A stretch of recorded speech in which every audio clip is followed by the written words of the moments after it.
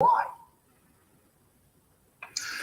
indeed, Brian? It's because since the get-go, we have pursued in Australia a policy of basically zero tolerance for the coronavirus. Now, the lockdown that Melbourne is currently going through, its sixth lockdown, was triggered after just 6 cases, not 6 deaths, not 6 cases of hospitalisation, 6 infections. In Sydney, the lockdown that's been running since June was triggered by 20. This is reaching an absurdity that Lewis Carroll himself couldn't come up with. And as you said, Ryan, it has triggered the descent into tyranny in Australia. It has overwhelmed all of our checks and balances. It has extinguished all or suppressed all our individual rights and freedoms, and it has upended every norm of liberal democratic governance. And if it can happen here in Australia, of all places, it can happen anywhere. And I'm sorry to say that includes the US. So Americans need to worry about incursions to their liberty coming from coronavirus hysteria, because it can happen anywhere. And I did see about 200,000 people protesting in France over the weekend, and multiple arrests because they're tired of the lockdown. What I find it strange is this app. Tell me how this app works. If you get contact traced, you have to show your location through this app. So this is a proposal by the state government of South Australia for returning travellers who want to pass through the 2-week quarantine system. Basically, how it would work is if you are quarantining at home and you're supposed to be at home for 2 weeks under house arrest, you'll get a prompt from this app. Hello, brother. If you don't do that within 15 minutes, the police will show up at your door. But this is just the tip of the iceberg, Brian. This is from the same state government that recently rounded up people and put them into quarantine.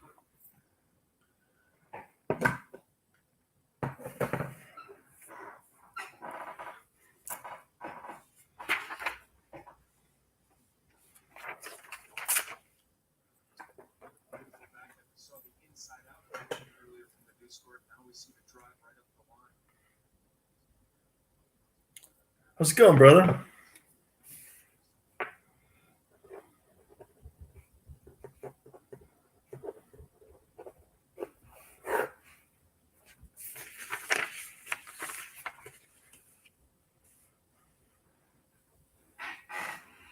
Now what we got to do is we got to get this part of the show, because you know this, it's on radio. This is like the radio show. We're on I believe we're on in 30 markets now, plus this.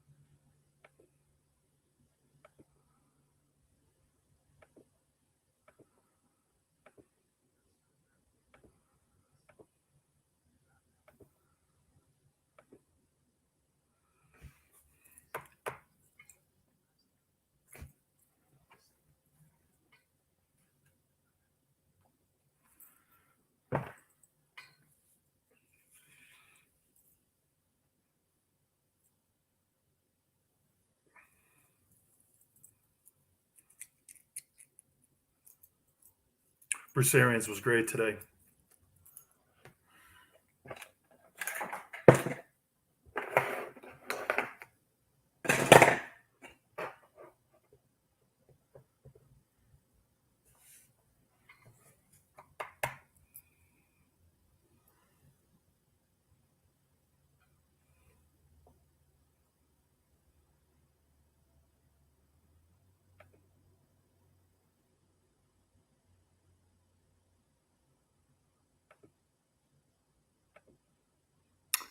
Got an idea.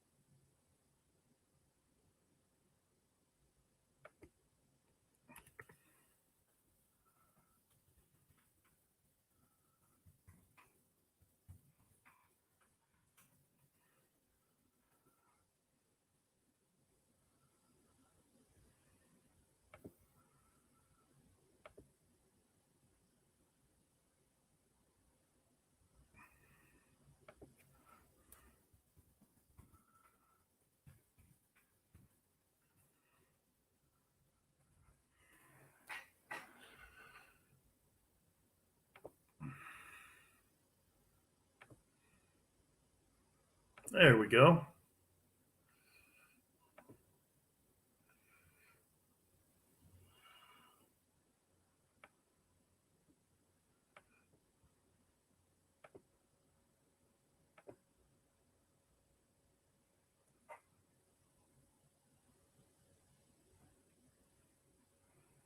He did. He did. He's really a great coach. I am a huge fan.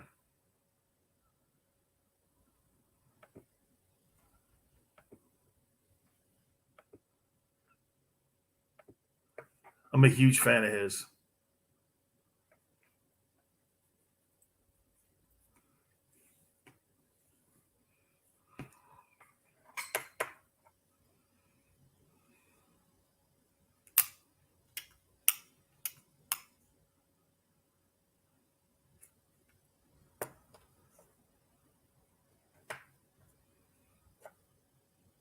He did a nice job.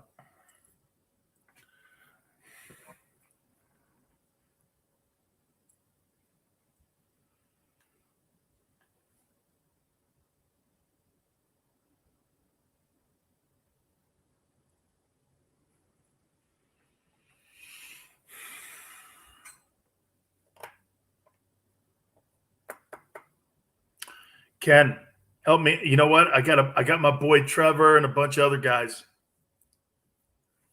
Help me get this. Help me get more people to click and follow my YouTube channel. Oh yeah, Mike Gullick was good. I like Mike.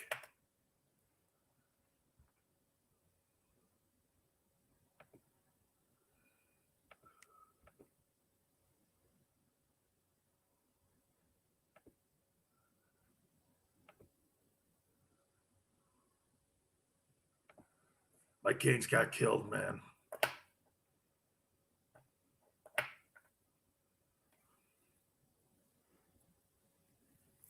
My Hurricanes got killed.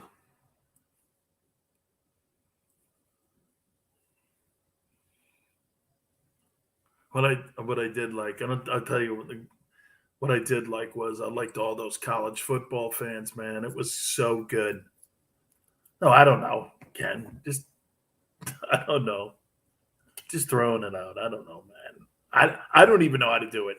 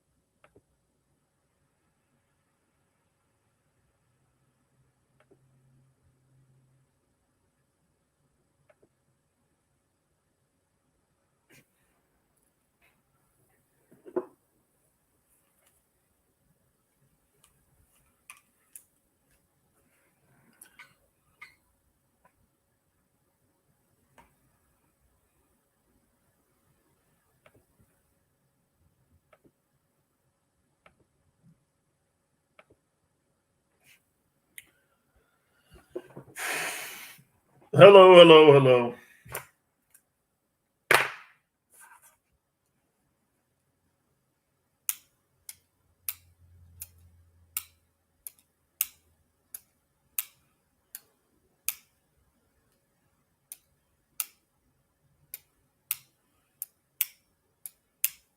Yeah.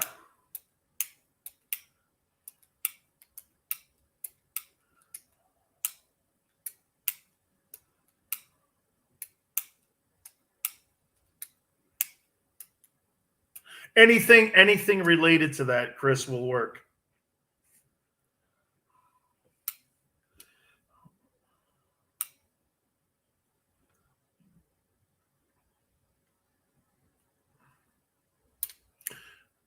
Maybe when the game came back to a Yankee between the Mets and yeah, yeah, Yankee Stadium too.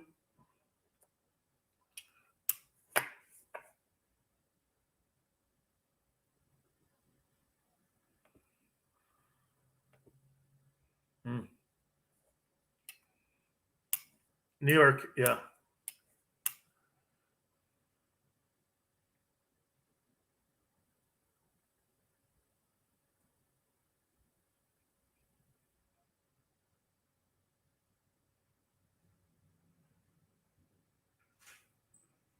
Yes.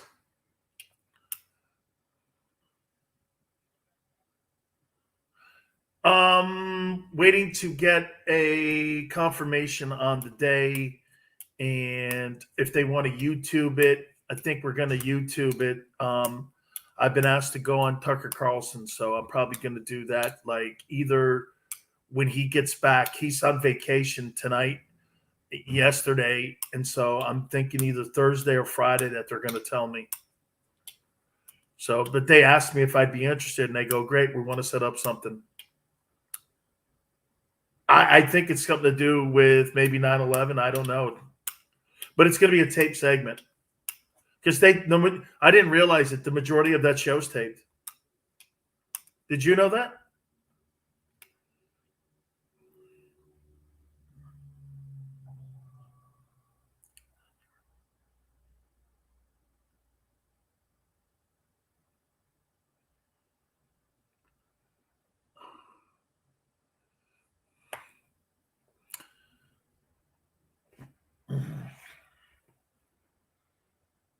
It was a.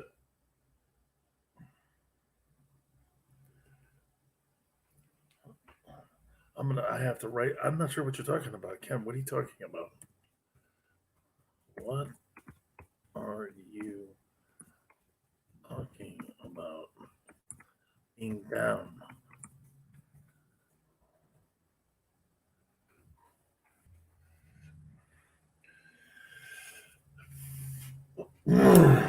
How about them Giants, dog?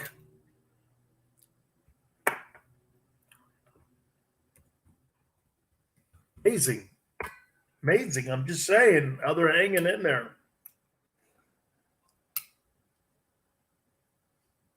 Nobody cares about the Giants, dog. Everybody loves the Yankees or hates the Yankees.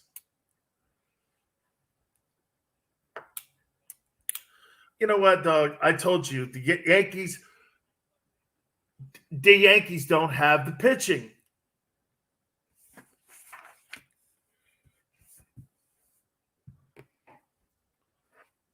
You thought they were going to go like on some sort of like win streak thing.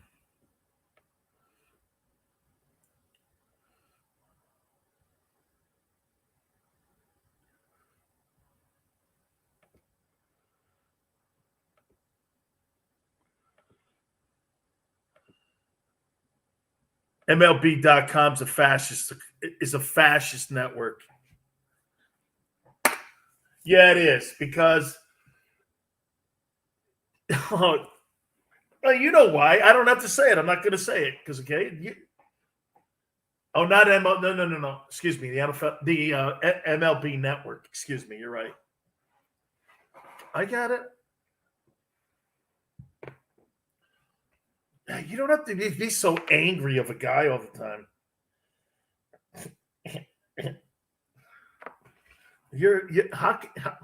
Because my feet are cold.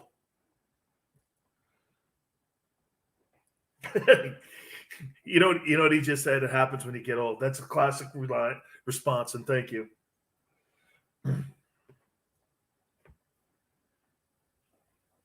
I hate grilled cheese. My wife loves it. Yeah, my wife loves grilled cheese, man. Well, that's because you Middle East, you're Midwestern people like love that stuff. Really, I don't remember like I not in my Italian house grilled cheese. I'd never had a grilled cheese sandwich in my house, ever. Never in a million years have I ever seen. Ever, I have never seen. Never, not a grilled cheese sandwich in my house in Connecticut with my Italian. Never happened. Never happened. Because one, it's American cheese. My grandma doesn't use American cheese. No, sure, go ahead. Yes.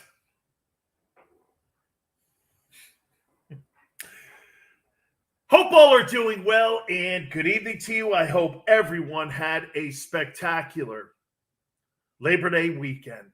Man, tell me that wasn't awesome seeing the fans cheering. Packed houses. Oh my God. The Corona Bros were all so upset. Do you see these guys? Look at the stadiums. Oh my God. Camp Randall in Wisconsin. What are you doing? You're super spreaders. I think it's fantastic that the college football fan is the one that's leading us out of this pandemic. I completely love the fact that they're doing it. Every single stadium that I saw over the weekend was packed with wonderful college football fans. It was great to watch. And by the way, this is not an anti-anything, except anti-misinformation. I saw a story tonight prior to coming on the air that Rachel Maddow and a bunch of other people had put out some sort of like misinformation story. You know how funny that is and why I think that's BS? Anytime somebody puts something out there that contradicts the vaccinations or anything to do with getting vaccinated, their accounts are immediately suspended or you're pulled off of Twitter forever. Somebody like that can put a story like that out there. Not a second of it was true. Not a second of it. Not a line of it was true. Nobody says anything about that. That's why when I saw the college football fans over the weekend, dude, I'm sick of listening and reading about things that are lies. The cases of people catching COVID-19 from being outdoors, I looked it up on the CDC. The chances of you catching it and going to the hospital, it's like 1 in a million. How you doing? College football fans, man, I saw on Thursday, too, the Virginia Tech fans, man, they were going crazy. When they were playing North Carolina, man, do I miss the fans. I really do. And college football is a prime example of that. Wow, all the civic pride now. Again, Mike Canes got killed over the weekend by Alabama. I'll get into that here in a minute. But what I loved about it was the college and pro football fans. Now, listen, the pro football is a little different because they are requiring people that are going to show up to the games to be vaccinated in some states and in some stadiums. So there's some of that. But get this, nobody in Blacksburg, Virginia was being required. Nobody in Atlanta was being required. People just showed up and had a fun time. They showed up and had a fun time watching a game. Anthony Fauci hates college football. Well, I don't know about this. Really? You better worry about that investigation that's getting ready to pop up. Okay? Because trust me, a report just came out. Really not a good look for him. Leave it there because I don't really care about that stuff. And nor do I care about him anymore. I care about my sports world. This is NFL week. Okay? This is NFL week. Thursday, Buccaneers and Cowboys. Can't wait. Can't wait. Raymond James, get this. Raymond James is packed. 75,000 fans are going to roll into that stadium. You see, what you can't get cancer culture to do is you can't cancel a football fan. Because you know why? They're Republican and Democrats. What did I tell you? That's why you can't cancel sports. They're Republicans and Democrats. That's what people are missing about why that was so great. You think those are just Trumpsters in Blacksburg, Virginia? No, those were Biden people too. When you go into a football stadium, there is no politics. It's just rooting for your team. That's the beautiful thing on what I saw. See, if you were thinking I was going to make it land on one side for one political party, you're way wrong. It was unifying America over the weekend. Didn't you feel that way? I know I did. I'm like, look at this. Camp Randall, when Wisconsin was playing Penn State, was just packed. And last year, remember the Big Ten? They were so anti starting the season on time. Remember, they waffled. They didn't want to start it. Then they did. Then they didn't. Then they finally did end up starting it. That's what made what I saw over the weekend great. And there were some really, really good college football stories over the weekend. Mike Canes got annihilated by Alabama. Man, let me know when Miami can make a tackle. When did that school lose players on that side of the ball? Legendary players that went through those gates. When did they lose the ability to tackle? Alabama, on the other hand, shows you what consistency and greatness is all about. Never letting up off the gas pedal. Just being great all the time. 44-13, and it could have been 104-13. What an ass beating. How about when you saw Georgia and Clemson? Not the greatest offensive game, but the fans going nuts. Number 3 versus number 5. I was like, wow, when do you ever see that out of the gate? 3 versus 5 ranking. There wasn't one offensive touchdown scored in the game. It was a pick 6 or something, and Georgia wins 10-3. Big, big, big game. Clemson might not get a chance to play for the national championship because nobody's on their schedule that's going to give them a push to potentially get into the semifinals. Then I actually saw something that I couldn't believe. UCLA, holy cow. Unbelievable. They actually have a football team. It's not just a basketball school.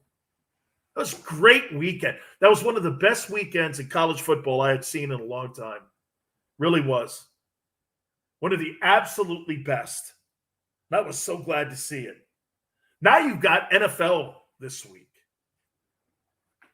You know what's great about like how I opened the show with the football fans come from every single background you can name.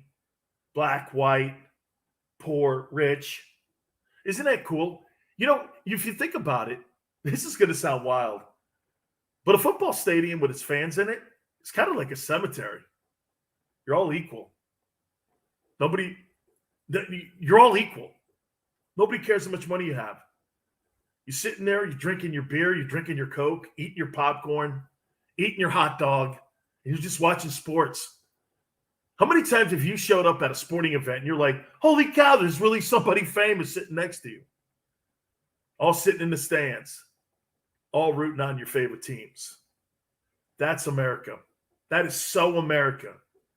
I felt so good watching this past weekend in sports.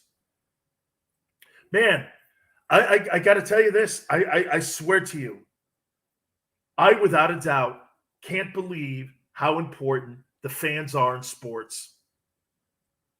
I really, really did not give the fans enough credit for your impact on what it means to have you in the ballparks, in the football stadiums, at the arenas. You make it happen. You know what's funny? I used to think the players made the environment. No way. Those people jumping up and down in Blacksburg for that Virginia Tech North Carolina game, did you see that place rocking? It created a crazy atmosphere. To get this, the Hokies ended up upsetting number 10 North Carolina. I was like, that was so great. Man, did I once again miss you guys. Just shows you how important it is to have fans in the stands. I can't tell you how important that was. And by the way, you know what's something that really got me also over the weekend about all the vaccinations? So let me get this right. Lane Kiffin, the head football coach of Ole Miss, who his football team is 100% vaccinated, including the head coach, catches COVID-19? Really? Interesting. I'm not going to act like a doctor on the radio because I'm not going to be Rachel Maddow. I'm not going to spread misinformation because I'm not just going to say something to say it so that, guess what? Maybe you get a click out of it. Not going there because that's the kind of stuff that kills people. And I'm not doing that. That's not my game. I'd rather not do that. By the way, she left that story up on her Twitter page too. How criminal can you be? Misleading people, especially with a virus. She's misleading people. That Rolling Stone story is misleading. And get this, Twitter doesn't take it down. Twitter's got some crazy rules. They'll keep the leader of the Taliban up, take Trump off it, and somebody puts a story like that out there that's not true at all, and you can leave that up there. But if anybody like me or anybody else says anything about the vaccinations, you get whacked over the head or suspended, or you get your Twitter account taken from you. But that's the way, you know what though? I'm not complaining because that's the world we live in. What's good for me sometimes isn't good for them or vice versa. They pick and choose. They pick and choose, dude. Steven says, Rachel Maddow, name dropping? No, I don't know her from a can of paint, nor would I want to. Nor would I want to. Okay? Want that stuff. See, I don't hate the other side. I don't hate people because of your politics or your religion or because of your ideology. I tell you all the time about my guy, Chris O. Chris O and I have different opinions on some things, but that doesn't mean anything and has no bearing on our friendship. Like my religious background or my political background and my political beliefs have no bearing on my relation. I thought it used to be like that too. And now people are trying to pick on college football. Did you see what happened over the weekend with all of those? Yeah, but nobody says anything about people that are positive coming across the border. Nobody brings that up. But they'll bring the college football fan up in Blacksburg, Virginia. All the cases in Texas of people coming across the border with COVID-19. Nobody says anything. Cases are going through the roof. But a football game, you're going to bitch about it. Again, picking and choosing. Picking and choosing. Man. But, once again, the world we live in. So thank you, college football fans. Thank you. Republican, Democrat, Independent. You guys filled the stadiums over the weekend, and you made America look awesome. Even to the idiots in the media. You're not the idiots, folks. They are. Because they have to create hate. That's what they do for a living. All right.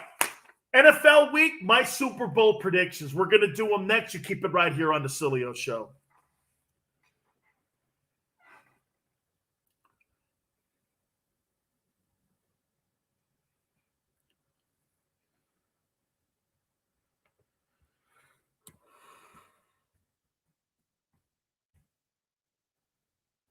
No interview today? All right. I'll send you Bruce Arians for tomorrow.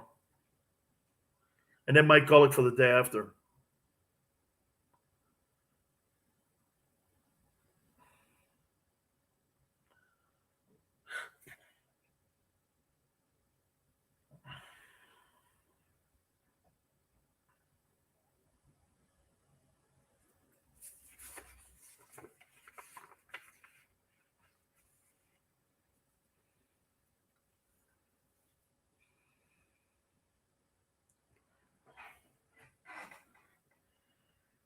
It was great, Doug.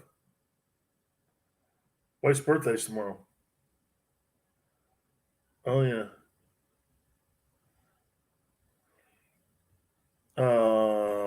I'm not sure yet. I'm gonna make her a cake. Why? Don't laugh. It is gonna be an attempt.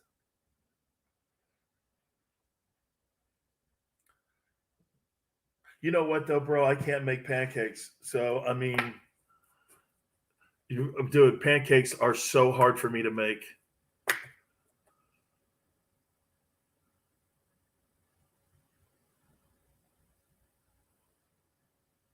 Hey, somebody just asked a question, Chris. You can help me.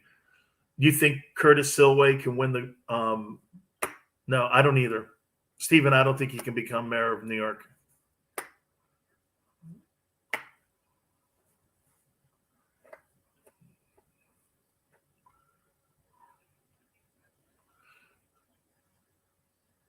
Yeah, Chris just said something. I agree. I think he's going to be like Ross Perot back in the day, where Ross didn't win the election, but he got 20 million votes, and he's going to make people go, "Whoa!" That's what I think. Yeah, because businesses all have picked up and left.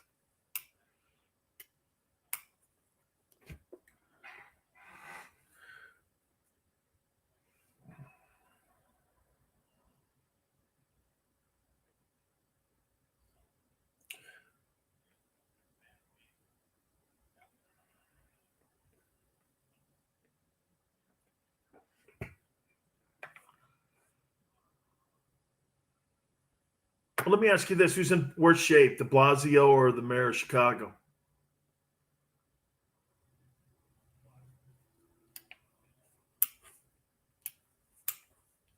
Oh, there's no term limits in Chicago? Oh, that's right. Daley was there forever. But then wasn't his son too?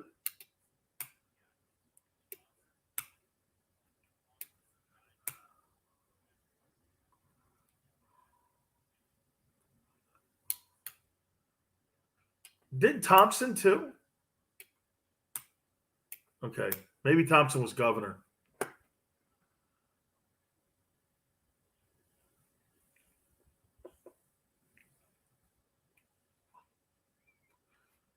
More people killed over the weekend in Chicago too. Big time number. I know. Kid got shot with a straight bullet.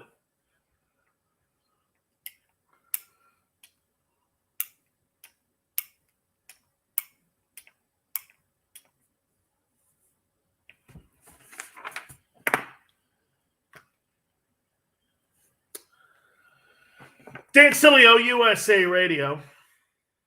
All of our great friends also on our Twitch page and our YouTube channel. We appreciate you coming aboard.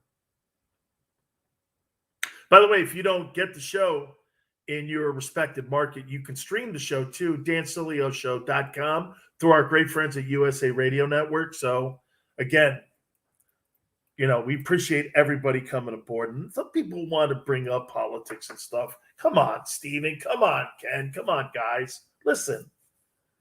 So when you interview people and you kind of talk politics, you talk sports and entertainment. I do.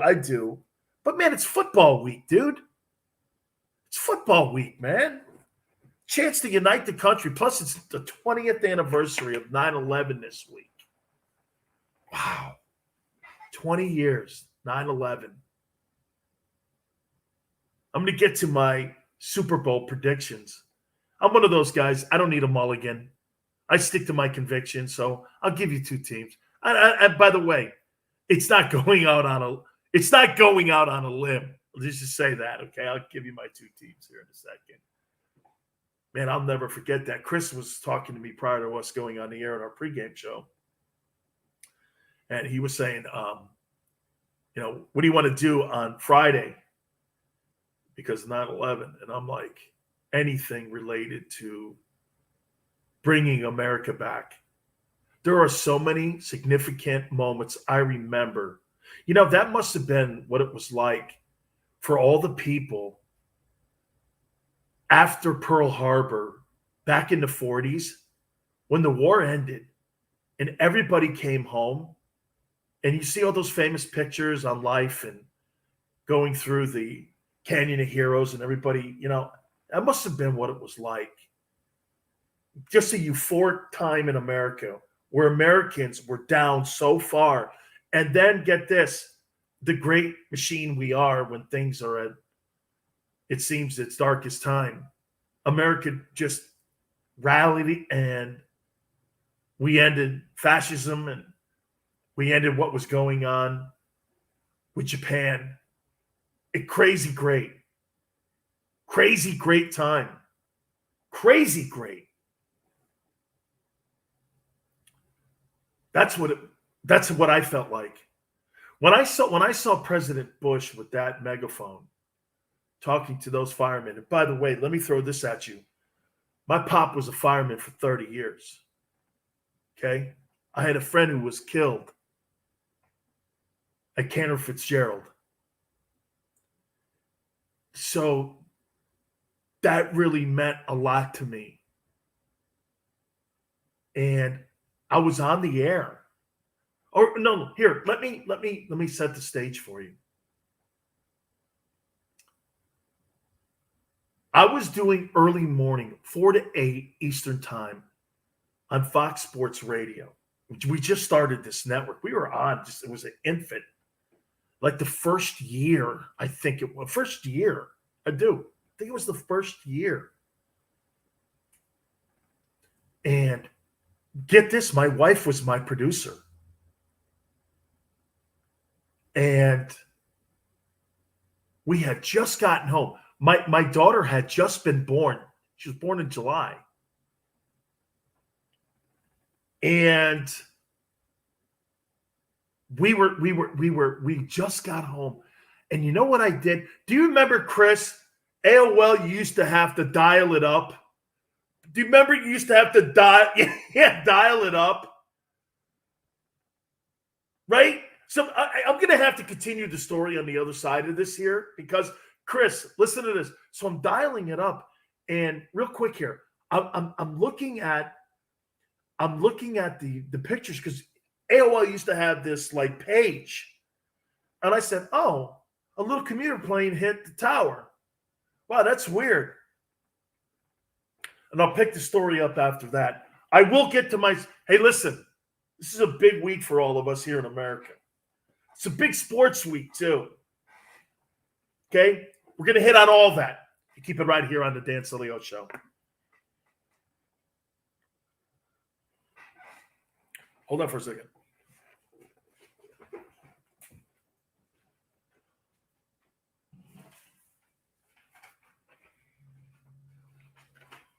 Yeah, that's good, Chris.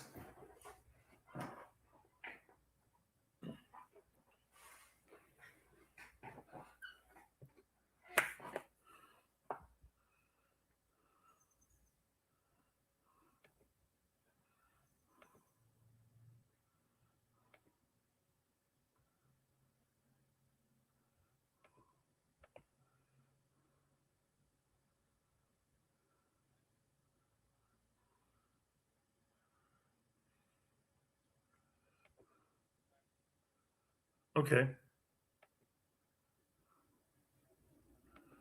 Oh, of course. You know me, I'm a patriot.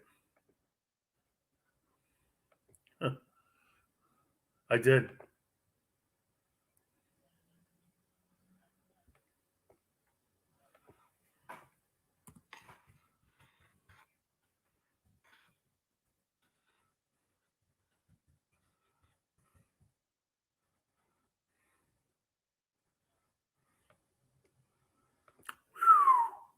Wow. Oh, I know. Yeah.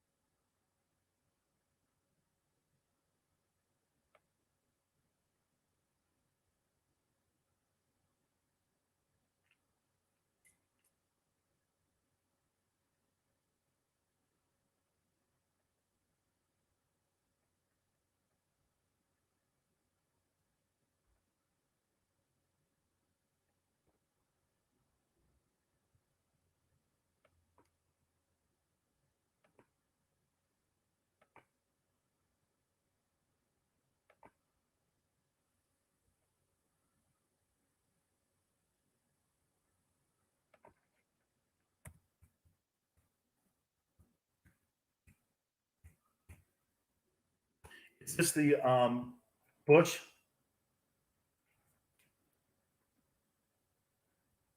And how long is it, Chris? Thank you, Trevor.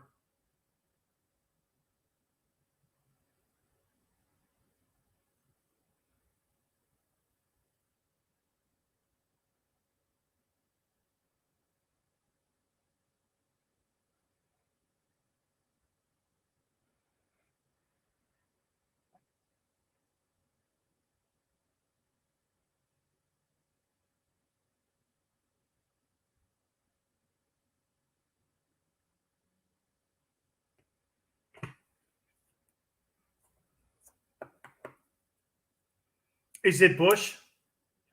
Okay. How long is it?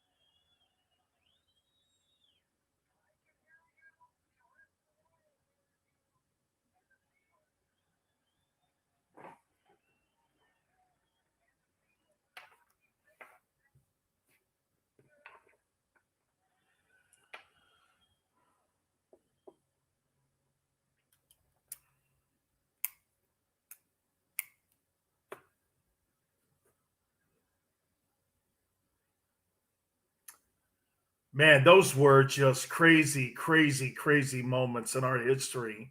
Listening to President Bush. Dan Sileo, USA Radio Network. Man, what a week this is going to be. What a week for us to remember the fallen and remember the first responders. Let me tell you something else too that I love about what sports did for us and bringing everybody back and how important it was having sports to take our mind off things, because you know what it did also? It reminded us why we're free. It reminded us why we fight for the way of life, how Americans live, how important sports is to all of us. When you see and you watch what we saw this past weekend, or we watched what was going on September 11th, 2001, it's so important to have the American way of life. And I just love, I loved how we responded. You know, our first responders that day during the pandemic, during December 7th, 1941, our first responders in our country's history have always been the heroes. And I love it. I do.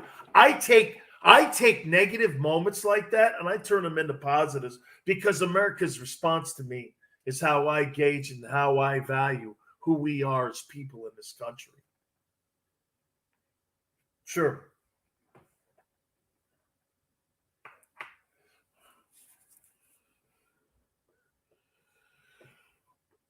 I was in Los Angeles and we had just had our daughter and I had just gotten off the air doing a 4-hour shift and I got home and in the last block I told you I just my wife had just had Danielle.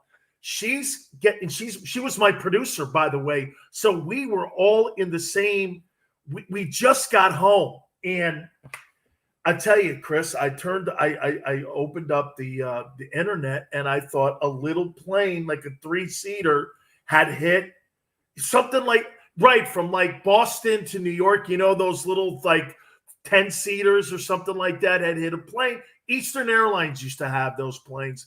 They used to go like from like Logan to LaGuardia or to Providence like that, right? Bangor, Maine, and places like that. Anyway. So I decide to do this. I go like this. I go, wow, let me follow up on that story. And so I as soon as I did that, I turned on the television. The second plane hit the tower, and that immediately I knew. And I'm sitting there. I couldn't believe what I was watching. And then I don't know what it was, Chris. Maybe a couple minutes after that, I because nobody knew immediately. You kind of thought, okay. This is intentional. Then when the Pentagon was hit, I went upstairs and I told my wife, I said, 2 jet airplanes had hit the North and South Towers, the trade centers, and one had just hit the Pentagon. I didn't know about the other plane in Pennsylvania yet. And so my wife gets out of bed. My wife never does this. She just rocks it. She goes, what? I go, we're under attack. I said, and so it was just surreal. I could not believe what was going on at that time. And then the next day they asked me, they go, listen, not everybody's going on the air. I think myself and Tony Bruno went on the air and they asked me if I felt comfortable. And I said this is the time when you should be just completely yourself and how you feel. And I threw the topic out, should we have sports or not? And should we play? And it was in the consensus that the NFL was going to play.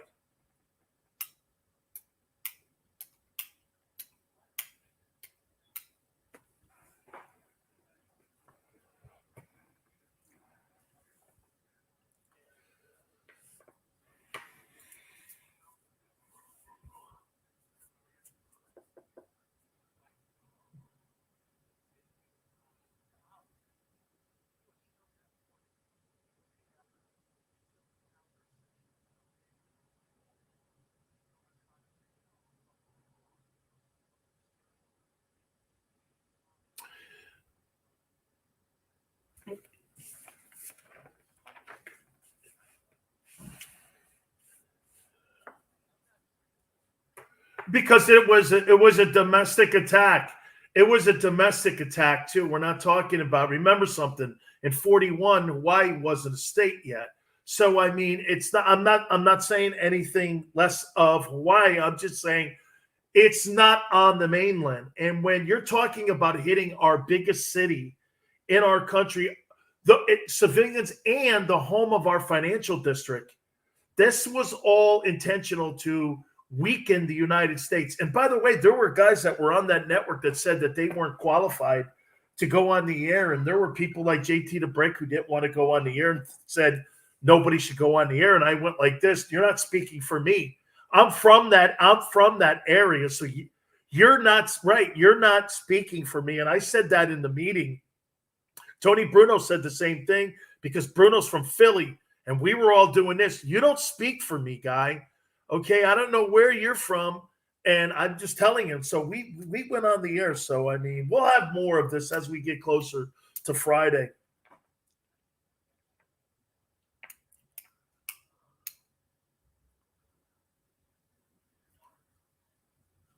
She's 20 years old now. She's 20 years old.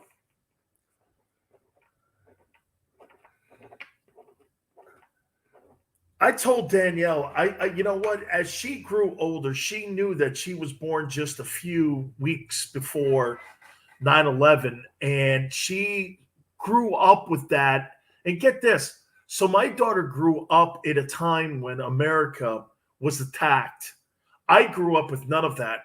And so it made me, guess what it made me think? It made me think more about today's kids and what they grow up with today because of social media, because of moments like this, and the information that's at their fingertips compared to when I was a kid, you know what I did? I got up every morning and I went and played baseball with my friends, or we went out and did something. I wasn't on the internet reading stories about pandemics, vaccinations. My daughter's so plugged in to any of that. Yeah, I was being a kid. My daughter is so far ahead, advanced. And sometimes I think that's a good thing, and I think it's a bad thing.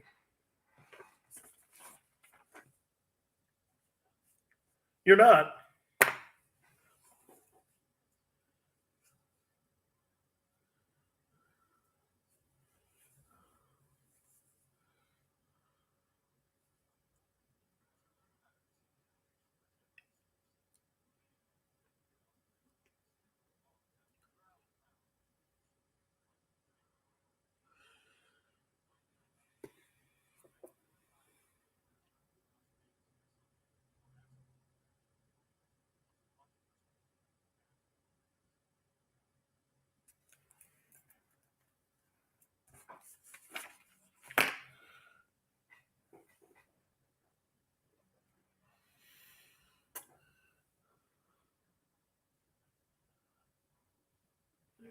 Yeah.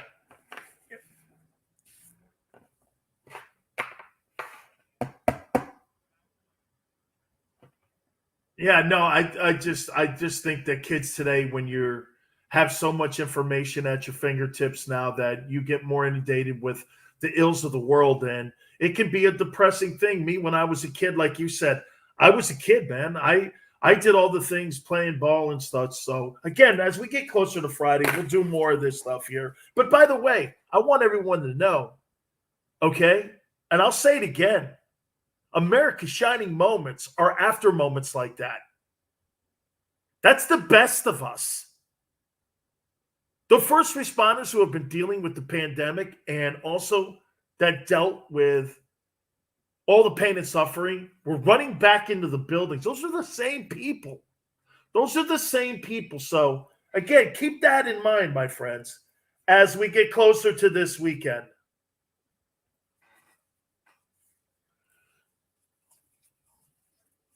Hey, man, I love our first responders in this country. So, as I said, we'll talk more about what that day means to the sports world, and I think it means a lot.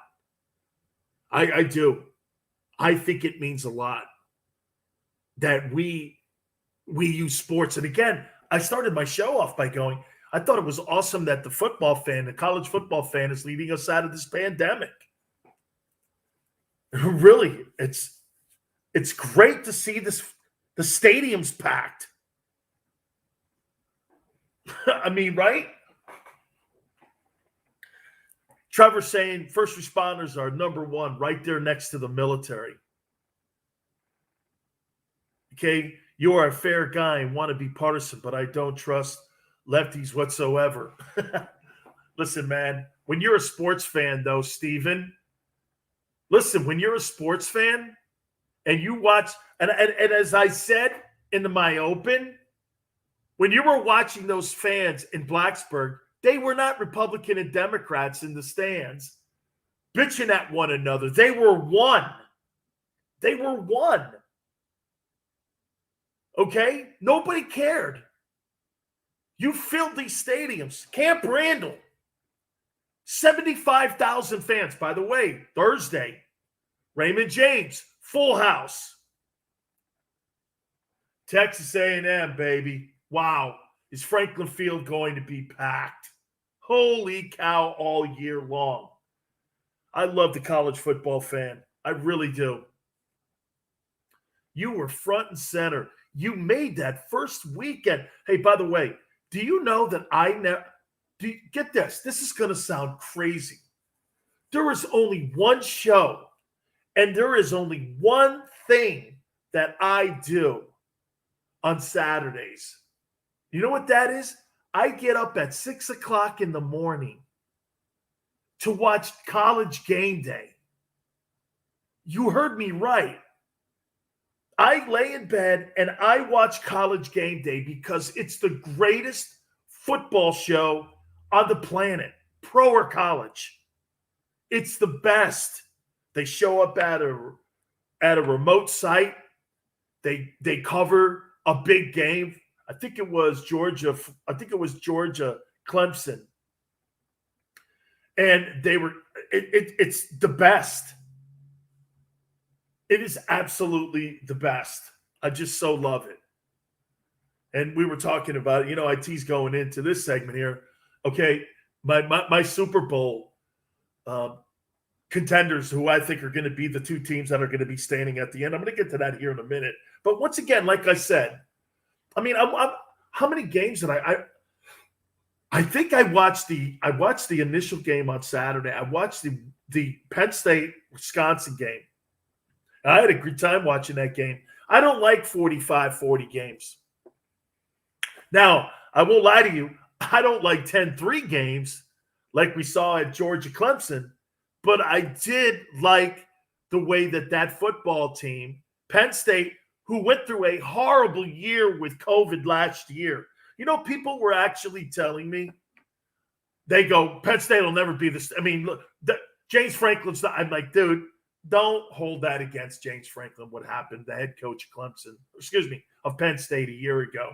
He's a damn good coach. Sure enough, it goes up to Wisconsin, and he beats a good Wisconsin Badger team up there. That's a big win for that program, especially coming off of what they did a year ago, man. That's a big win. I thought Wisconsin was going to win that ball game. And Camp Randall, like I said, packed, red everywhere. That's where Chris Farley went to school. Chris Farley went to Wisconsin.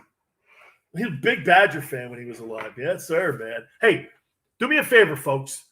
Check out our super friends at podcasterwarehouse.com. Headphones, earbuds, anything that you're looking for, they have it for you here. You can use the promo code Sileo. That's S as in Sam, I-L-E-O, S as in Sam, I-L-E-O. 25% off of everything. Shipping is free. You can spend as much as $5 to $5,000. Podcasterwarehouse.com. Podcasterwarehouse.com. Hey, Trevor, you're right, man. UConn and that football program, it is a crap show.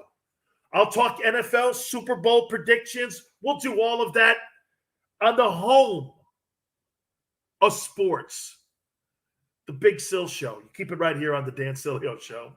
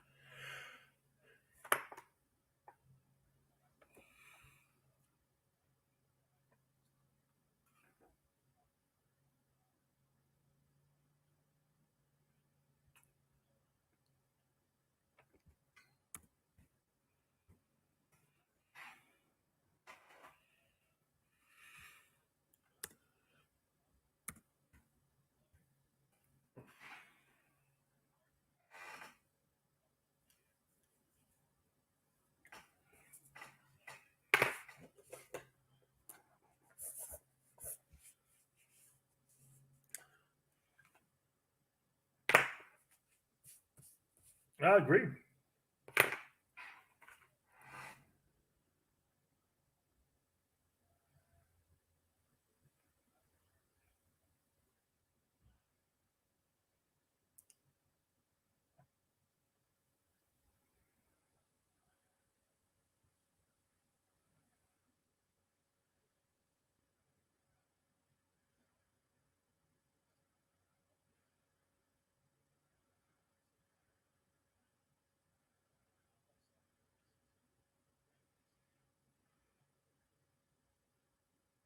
Right. Hey, do you think there's really a giant reactor in that place? Yeah. They said that there's a reactor buried in that place underground, like a nuclear reactor that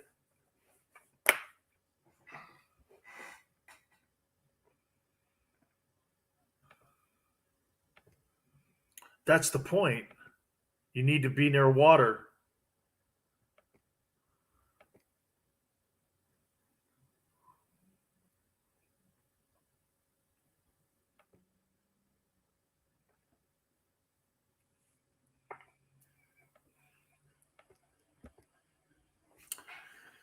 Dan Sileo, USA Radio Network.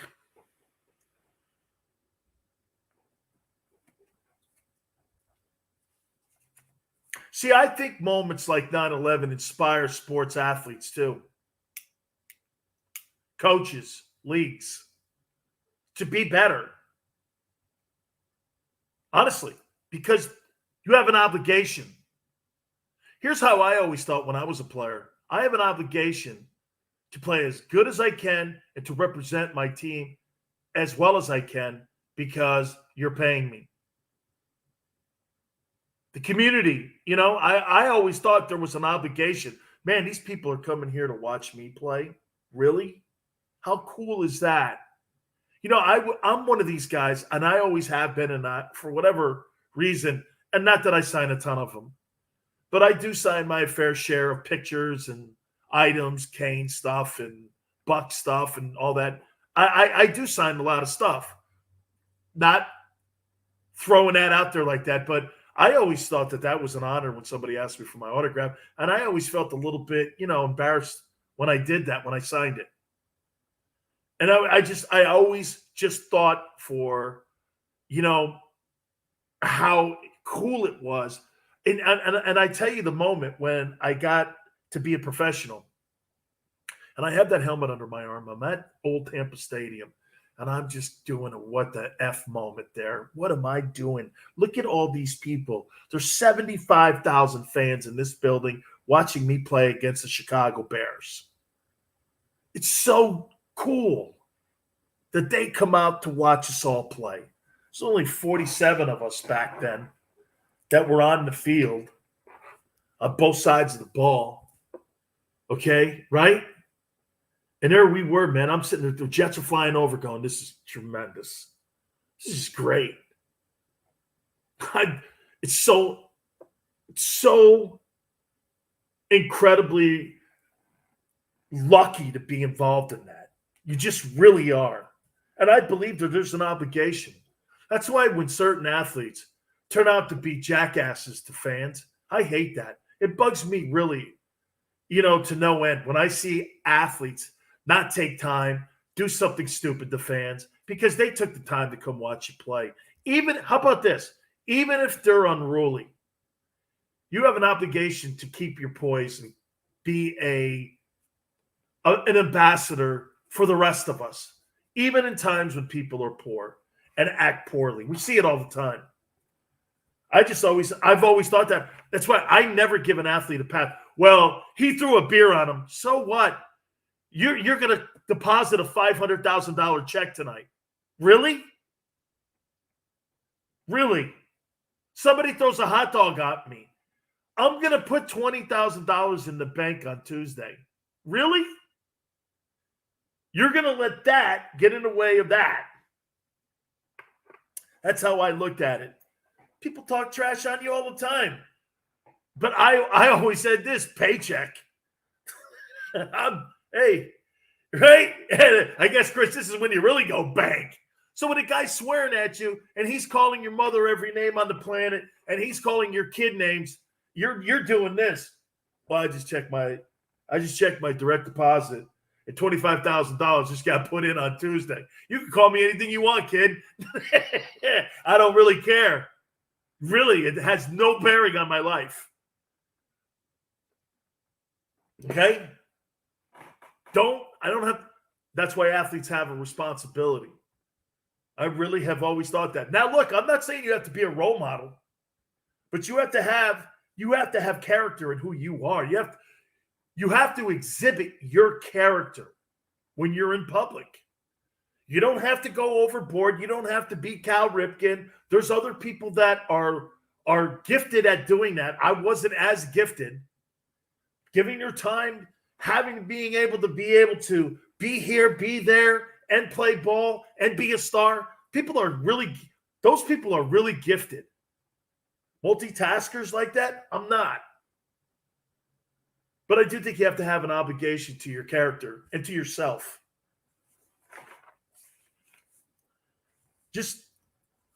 You have to have character. It matters. It really does, I think. I think it's important. Athletes today, they don't really think that. It's about the highlight or being on Sports Center or the next opportunity. Because there's a kid out there you're going to inspire that wants to be you. I sound like old dude, I know. Or maybe I sound like Brady. What a hit on the NFL. We'll reset. You keep it right here on the Dan Sileo Show.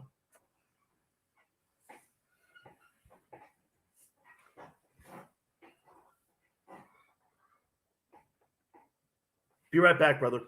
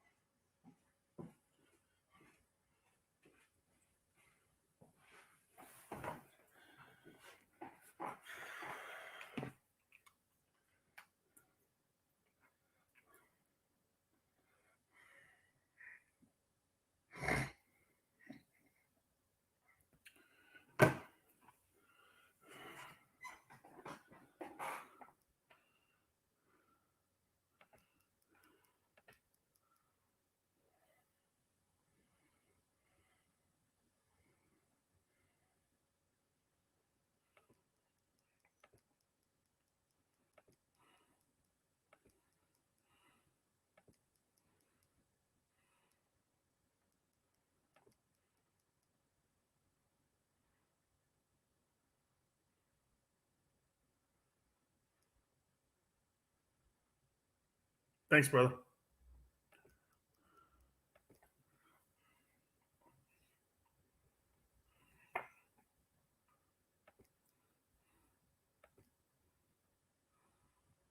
Yeah, we'll do it. Later. We'll do it later in the week too.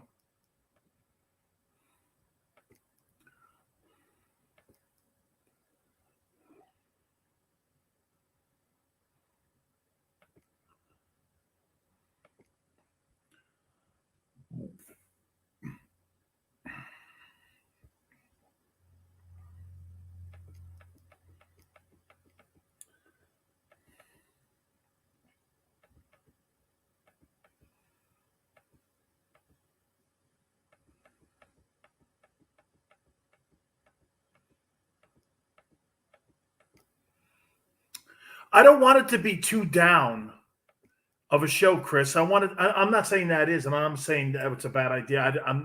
I want it to be uplifting. Okay. Okay. Okay. Whatever you think. Okay. Yeah. No. No. I get it. No, I don't want to. Yeah. Right. No. It was. That's exactly correct.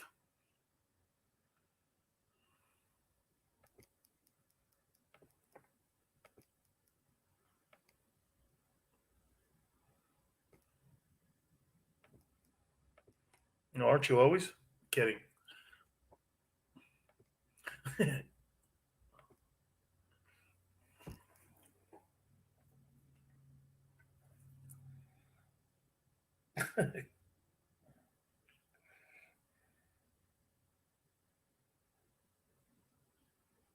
Gotcha.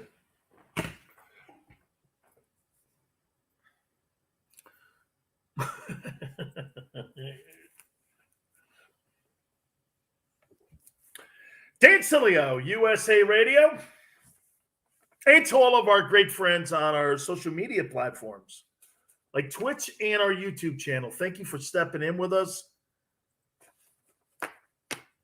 We cannot make this happen without you, and we thank you. You know, I used to say that and not sure I meant that, but then I realized how important listeners and fans are in my world.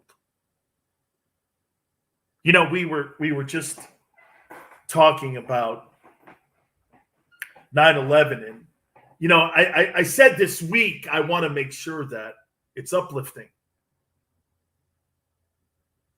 Don't listen to the people in DC. Listen to your fellow Americans, how they handled it. You know, it's funny, Chris, my guy asked me, and we were talking about how Americans handled 9/11. Was it with sports, entertainment, family, maybe all of the above? But that's what our country is. And Chris, as we say, this is the happy hour of radio here. It's a tonic. How many things can you use in our country today to get us through particular disasters? Hurricanes. Look at what the Saints did and how the Saints in the NFL handled that during Hurricane Katrina. Let's just go down the history of how athletes and sports leagues handled wars and disasters. The greatest athletes on the planet at the time during WW2 were baseball guys. And even the Brown Bomber, Joe Louis, all signed up to fight the war. You had guys like DiMaggio and Williams. You had all those household names during World War II that were serving. And do you know that Ted Williams was a dive bomber? This guy wasn't behind lines signing autographs. He was a dive bomber. And then he fought in Korea. Here. During what we had with the Vietnam War, athletes were signing up, going overseas, entertaining our soldiers, doing the best they could. As I mentioned, Katrina, the NFL, how they handled it, Drew Brees. Man. True. Ted Williams. That's right, Trevor. Ted Williams, dude. This guy was the greatest baseball player maybe in the history of the sport. And he fought in 2 wars. My God almighty. Do you know what Williams' numbers would have been? If he didn't fight in those 2 wars, there wouldn't have been a record in baseball that he didn't own. 5.5 years of that guy's prime was put on a shelf because he felt he had to serve his country. That's an American hero. That's an American who loved his country. You think we got guys like that today? Pat Tillman, okay. You think LeBron would give up everything in his heyday to go and fight in a war? I just think those guys were cut out of a different cloth back then. Maybe, because I don't know, man. Do you think Tom Brady would? I don't know. Would you give up everything? Like, look at Ali. How he fought for the Vietnam War and for the protesters. Look at how sports has been intertwined with moments in our history. Ali, at the beginning of that whole debacle with the Vietnam War, he was the most villainized guy on the planet. You know that, right? People hated Muhammad Ali, draft dodger. Turned out he was right. Became an icon around the world, not just in Harlem and not just in the Bronx. Right? 9/11, baseball, Yankees, Mets, all those games that were played in the NFL, college football played also. Seeing those packed houses, nobody was afraid after those 2 buildings came down and the Pentagon was attacked. Right? Sports moments interlinked with moments in time. The tonic for America. And by the way, I don't feel that. Now listen, obviously, lost lives. Can't put a price tag on any of that. And you know what really sucks? I'm not in the blame game. I don't blame Biden for 13 souls lost. I blame the whole system. But that's not what that's about.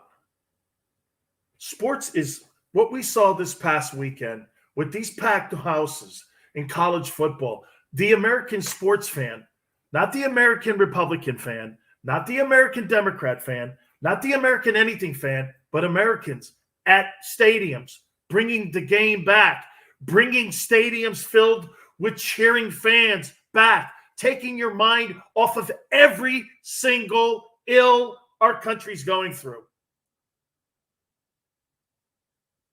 I wasn't thinking politics when those stadiums were rocking. I was thinking, isn't that cool? And then when you go to the outhouse wall of social media, which is Twitter, look at these super spreaders. Shut up. Shut up. Really, shut up. Rex Chapman, kiss my ass. Shut up. Even Fauci, shut up. Dude, it's outside. You told us 4 weeks ago it was cool to be outside if you're vaccinated. Now it's different. Shut up. It's good looking stuff, man. It was really good looking stuff. And I loved it. Now we got Thursday night football. Buccaneers and Cowboys. How about this? You got the defending Super Bowl champion Tampa Bay Buccaneers with a 44-year-old Tom Brady playing against Dak Prescott, who just was paid $42 million. You want to hear something absurd? How does Dak Prescott make more than Tom Brady? Because Tom's 44? Think about that for a minute. He's penalized because he's 44 and not rewarded because he's the greatest of all time and still the greatest of all time. Why is Brady not the highest paid player in the game? You know why? He knows he can't be. He sacrifices so he can have everybody on his team share in the rewards on being a champion. How would you like to have a guy that's this guy? He's the greatest player of all time. And when he's given all those accolades, he does this. Well, let me restructure my contract so that we can bring everybody back and they can share in the wealth. You know, it's one thing to tell a guy and give him the old college pats on the head. You know what I'm talking about. Your boss doesn't pay you, but he tells you how great you are. That's insults. That's insulting. Hey, you're really a vital part of this organization. Well, can you pay me more? No. Okay, you know, right? Okay, right? He treats you like you're some high school kid. Hey, look, man, I can't do this without you. Okay, can you pay me a little more then? No. Okay, well then, you know, right. How much do you really think of me? That's not Brady's mentality. You know, Brady's never been the highest paid player in the history of the sport. And he's the greatest player in the sport's history. That's why the Buccaneers are going back to the Super Bowl. How could he not? Tom Brady's the greatest teammate I've ever seen, which means he's the greatest employee of all time, which means he's the greatest communicator of all time. What, you think it's the coach communicating with his players? How many times have you seen a great player leave an organization and that coach get reduced to being nothing? Here, I'll give you an example. Remember Joe Torre with the Mets and the Atlanta Braves? Or do you not? Hell, even the Cardinals. Do you remember? He managed those teams. Well, do you think Joe Torre was any less of a manager with those teams than he was when he was with the Yankees? Of course not. Some would go, well, he had Don Zimmer and Stoudemire. Oh, so Steinbrenner put good people around him. Organization. Oh, okay. Assets. Can't do it alone. Yeah, Torre with the Dodgers. Torre with the Yankees. How many times have you seen that? Trevor brings up Greg Popovich. I've said this before to you. Greg Popovich is a fraud of a coach. You're going to go like this. Wait a minute. He's won 5 championships, and he just won a gold medal. Okay? I'm talking fraud as a dude. Not so much as a coach. You know that BS stuff that he used to say, leave your egos at the door. Yeah, you had Tim Duncan in the room going like this. Hey, listen, this is what Pop means. The Spurs haven't been the same since Tim Duncan left. Since Tim Duncan left, they have not been the same. They've just not been the same. And when you're Team USA, you better win the gold medal, dude. Let Spain beat you or France. Are you crazy? Best players on the planet. Our third team, which that's what it was, beat and won the gold medal. Come on, Greg. You're not getting love for that. Watch this, as I like to tell my guy Chris O. Bank. It's like, thanking me for not robbing a bank. Way to win the gold medal. Whatever. That's not backslapping stuff.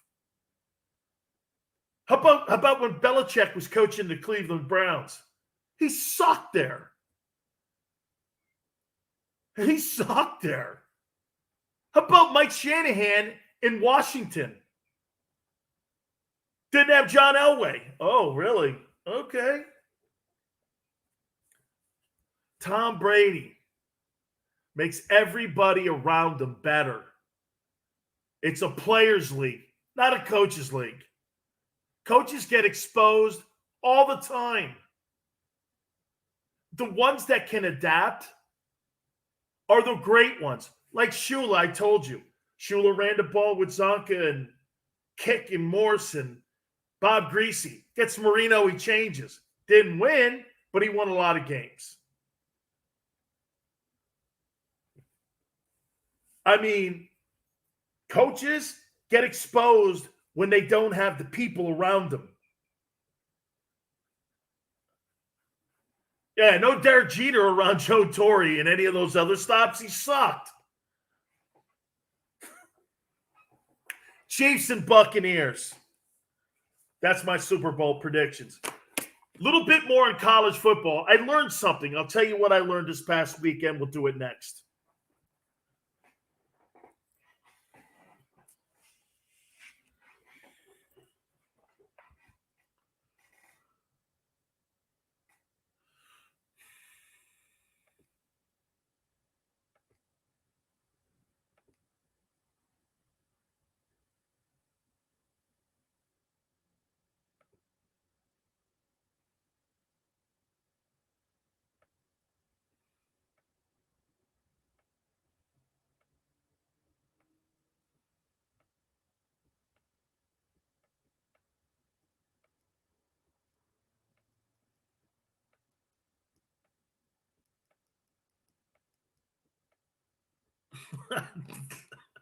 What you just did, you should have heard it on my end.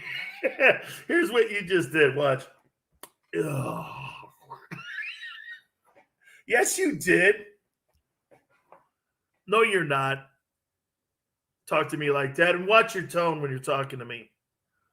Watch your tone. No, I know I am.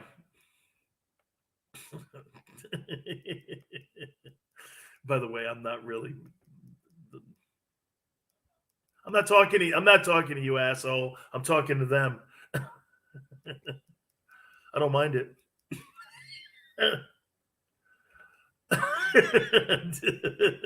Very, very quick and very good. Not many people have that capability, and actually, it shocks me. No, I'm not. I'm actually stunned that you could put that together in a timely fashion. Really? Good. Really, my feet are freezing more now. I have become one. No, I have become one. As my older age, I've become one. I love IHOP. God, man, you're making me think of those pancakes that I can't cook. I can't.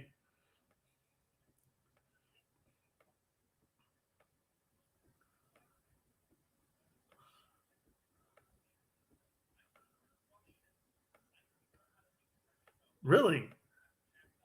Huh. Interesting. It's my my wife says a lot of it has to do with the burners, with the burner. If you have it on too high.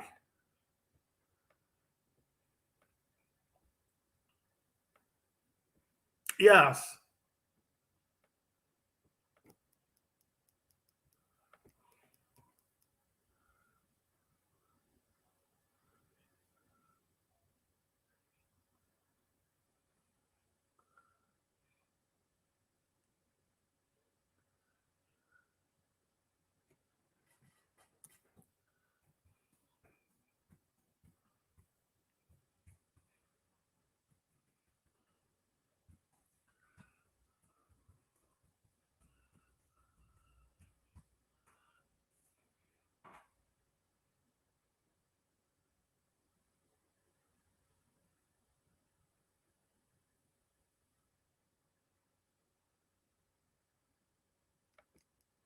Great guy. Sounds like a real fun time.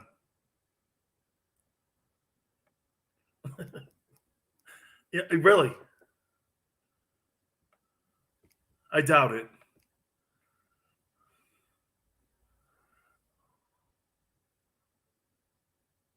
What water?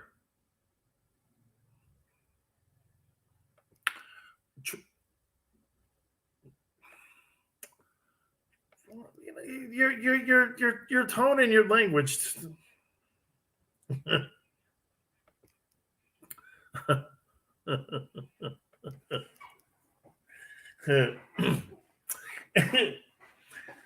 Dan Sileo, USA Radio Network.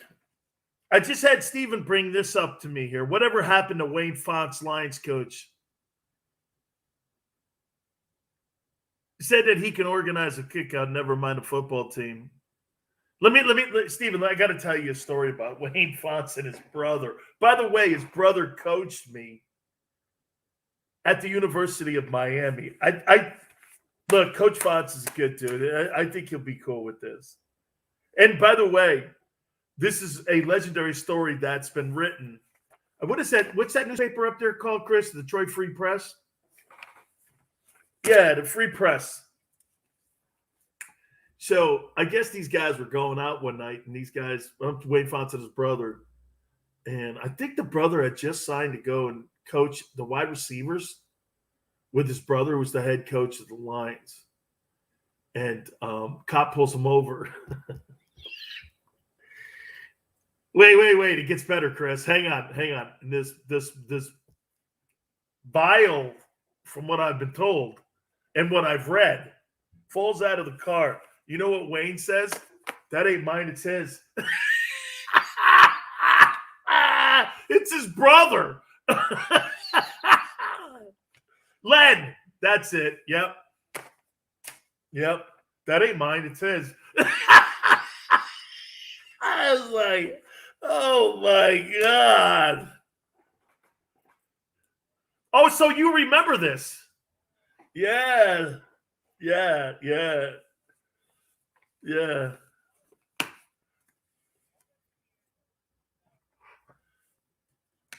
Oh my God, and you'd be raked across the coals on social media too.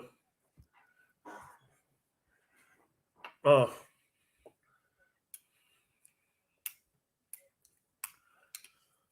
Yeah.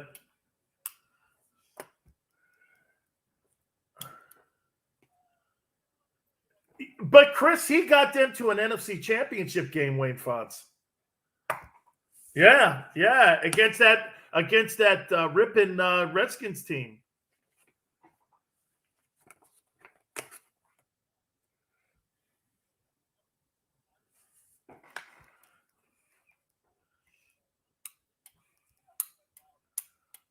Man, I know. Hey, man, he's like this. He goes, that ain't mine, it's his. I'm like, wait a minute here, man. That's his brother.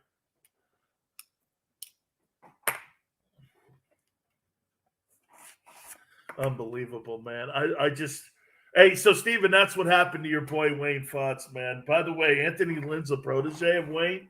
Okay. Yeah. Could not admit. Yeah, Wayne was the guy that cut me, too, and nobody in the organization, including Kevin Colbert, who's now the president of the Steelers, they made me go in and talk to him 3 times. And they said, you got to keep him. You got to keep him. I was the last cut that year. They kept me around so I could get a year because I needed like a couple weeks so I could get a year. So the Lions gave me a couple games. Then they released me. I was like, come on, man. So no, he didn't last. He's a good dude, though. He is. He was a good dude, man. No, the GM wasn't Matt. The GM, I'm trying to think what the guy Ron Hughes was the general manager of the Lions at the time. He just passed away. And he was a dear friend of mine. Man, did I like Ron Hughes. What a really good guy. You know who else was in that front office? Rick Spielman, who just got going. His brother Chris was obviously playing for the Lions at the time. Rick is now the general manager of the Vikings. And Kevin Colbert was also in that front office. He's now the general manager of the Steelers. They had good people, and that's how they got to the NFC Championship game. They had good front office folks then. Believe it or not, the Lions, yes, had good front office folks. I want to hit on some college football news I saw over the weekend. We'll reset and keep it right here on the Dan Sileo Show.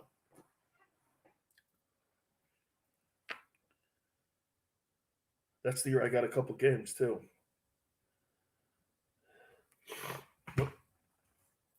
No, it wasn't that year. It was the year before.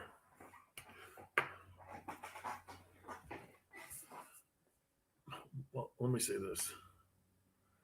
Maybe because I wasn't there in 91. I was there in 92.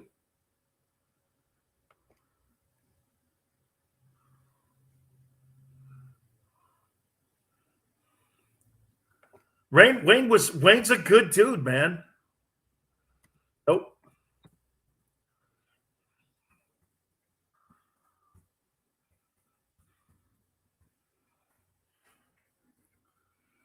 I never had a problem with Wayne. No, no, no, no. I'm all right. I don't want to go too deep because I like both the guys.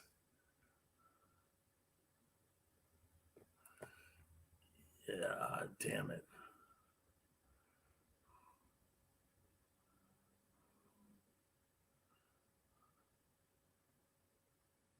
Wayne Fonts won Coach of the Year in 91.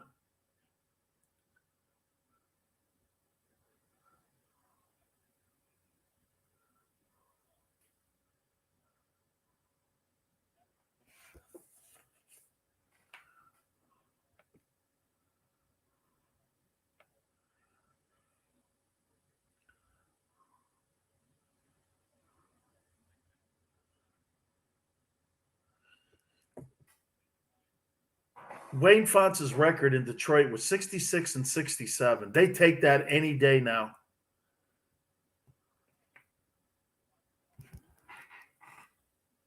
I played for him at Maryland.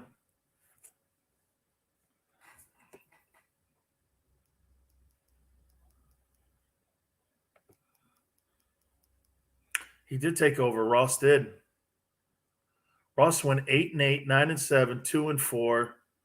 Then it just then he got fired. Bobby got fired when he was 5-4. Wow. So Ross went from, get this, so Bobby was 9-7, 5-11, 8-8, and 9-7, and they fired him. Gary Mueller was the interim coach. 2000. And then Marty Morningwig and then Mariucci took over for 3.5 years. Dick Giron, then the Marinelli.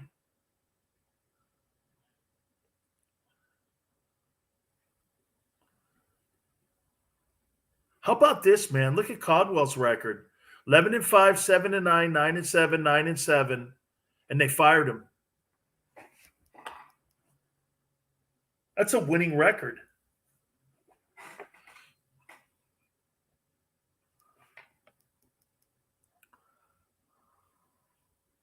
Clearly, it was never the Lions.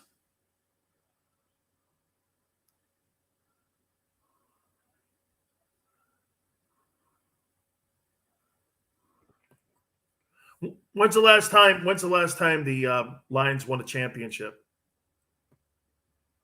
Football. I'm not. No Super Bowl. But when's the last time they won an NFL championship? 57.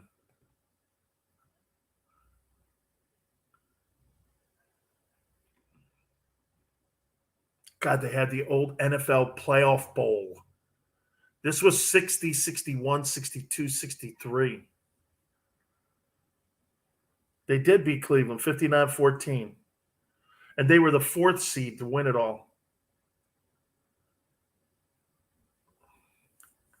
Wow. One of my favorite players of all time, too, just went into the Hall of Fame. I loved Alex Karras. Yep, I wore 71 in the World League for him because my rights were owned by Detroit.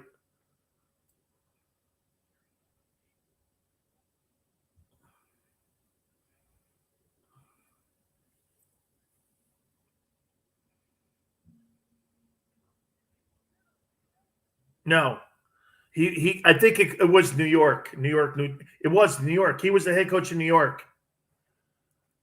Yep. Yeah, no, he coached it. Yeah, he coached the World League.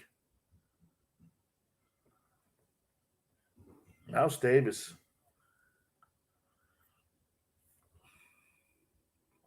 Mouse Davis. Thank you, Doug.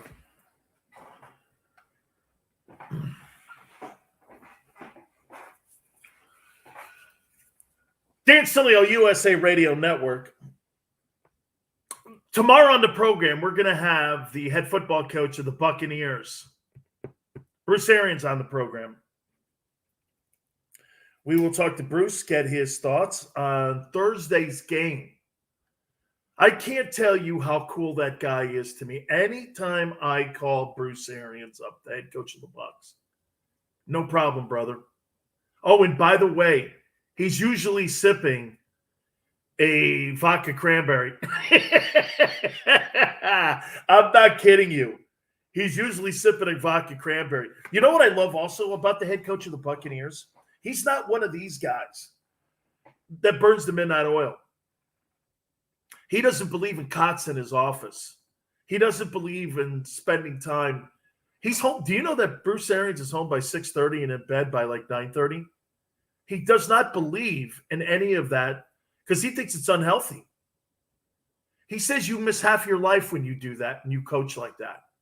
You mean to tell me in an 8-hour workday, you can't get enough in and you can't get what you need to get in then you need to manage your time better. Isn't that a brilliant mentality? You got 8 hours.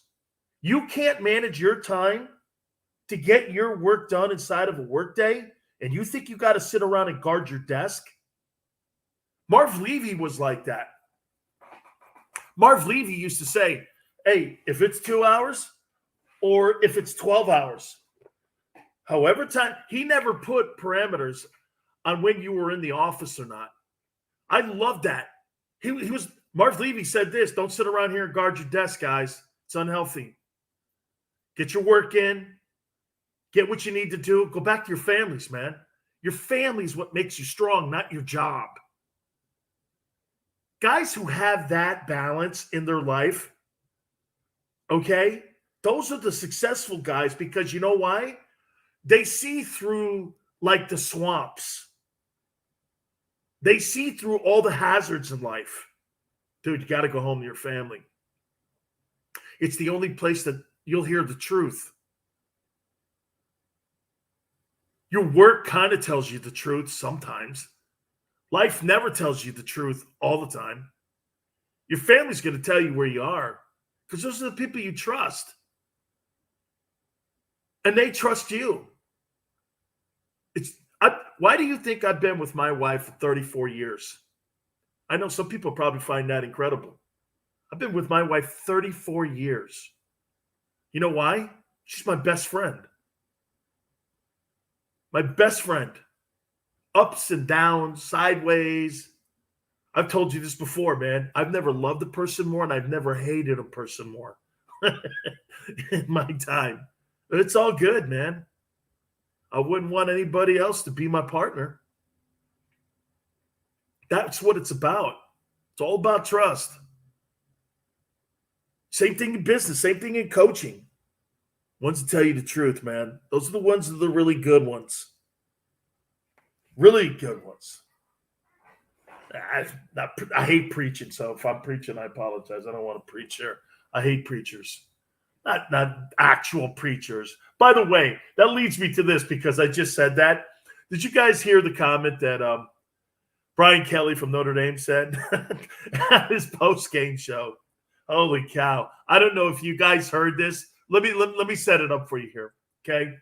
So I know Coach McKay, and I knew Coach John McKay very well. And Coach John McKay, the former Buccaneer and legendary USC coach, was the funny one-liner guy. I mean it. He'll have you howling. John McKay was a great man. I mean, I see why he was so successful at USC. Know this, too, about Coach McKay. I think he won 4 national championships at USC. Guy coached OJ, Mike Garrett, like all those great running backs. Put USC back on the map again in the 60s anyway. He didn't need to take the Buccaneer job, so they get this franchise in Florida. And Hugh Culverhouse asked John McKay to come and coach it. Because John McKay's like, listen, he'd never been an NFL head coach. He coached all them years at USC. So he gets a job. I think the Bucs were 0-25 or something right out of the gate. Okay, the team, I think it was them in Seattle that came into the league at the same time. Okay, and back then they didn't help the teams out like they helped Carolina or helped the Jags out. They did it took a long time. Not so long for Seattle, but it took the Bucs a long time to be good. Anyway, so this was back in the 70s. And I do think it was Tom McEwen, who was the editor of the Tampa Tribune.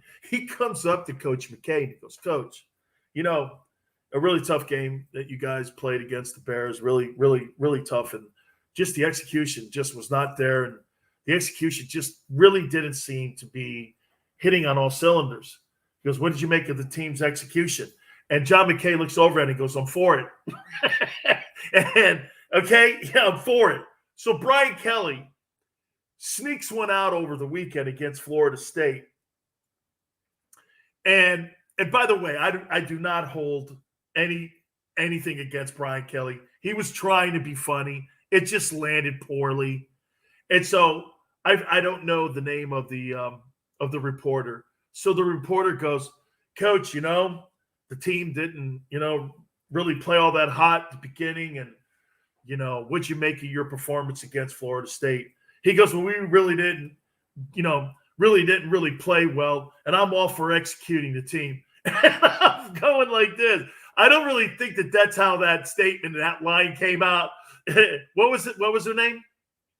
Katie George. I don't really think. He goes, yeah, I'm for executing my team. As soon as I heard that, I went like this.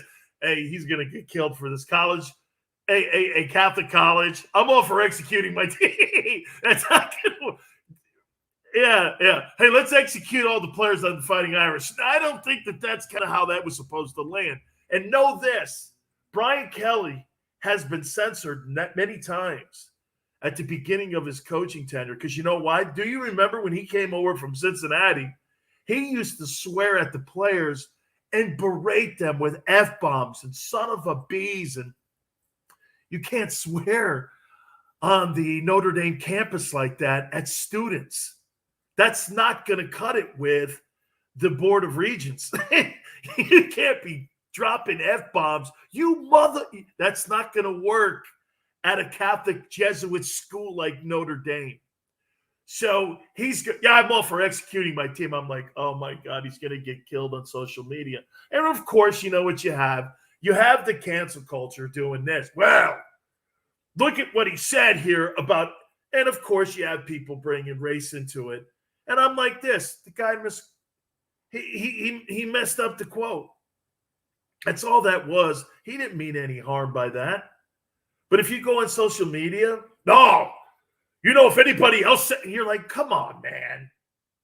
He screwed up the line. So what? Get over yourselves. And I even tweeted that at Dan Sileo show. If anybody thinks he really meant executing all the players on his team, that's a you thing. It's really a you thing. And I said this to a bunch of Notre Dame guys today. Hey, man, they were lucky to get away with that win at Doak Campbell against Florida State. They really were. But when you're talking week one and you're playing a team with talented players like Florida State has, guess what? You're lucky to get the win. Get the win and go home. But that was the storyline. Not that Notre Dame fought off a very, very, very well-coached Mike Norvell Florida State football team. And you knew they were going to play with great energy. They just dedicated the field to the passing of Bobby Bowden. I mean, what did you think they weren't going to do? They weren't going to not show up?